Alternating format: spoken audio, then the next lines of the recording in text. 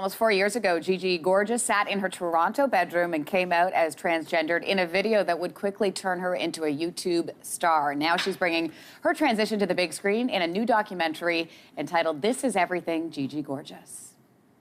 My camera became my therapist, and YouTube became my diary where I would post everything. If your parents don't get you, if your friends think you're weird, I love you, and I want you to be exactly who you want you to be. Coming out as gay made my presence online soar.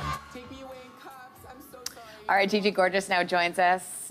In studio, Gigi joins us. Great to have you here. Thank you for having me. I was just saying to you off camera, I started watching your YouTube videos and cut to an hour and a half later. Yeah, it's like down the rabbit hole, they call it. But so compelling, Oh, and the way that thank you you. connect with the people that follow you, and a lot of followers at that. Thank you so much. So let's talk about this documentary. It is a little bit different from what people have been seeing from your YouTube videos. Tell us a little bit about it. Yeah, you know, I have been making YouTube videos for so long now. It feels almost second nature to me. I've referenced my camera as my therapist so many times because it's so true.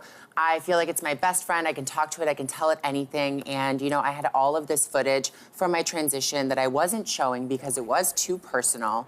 And I finally decided when I was done with my transition, you know, I have all of this footage, hours and hours. Why not make it a film and hopefully educate some people? What was the hardest part of the transition process for you? I would say, I'm sure with a lot of other trans kids out there, the initial telling everyone, letting everyone know, the name change, you know, just really being open and honest with yourself.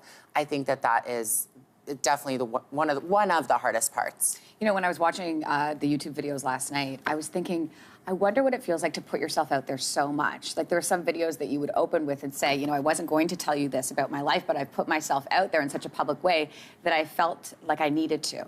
Is it hard to be so public with absolutely everything? It is, and that's why it took me so long to make this film. You know, I had this kind of line drawn in the sand of this balance between what I shared and what I kept private. And now this documentary is basically, it's called This Is Everything for a reason. I really didn't want to hold anything back, and it was hard, but it's extremely freeing.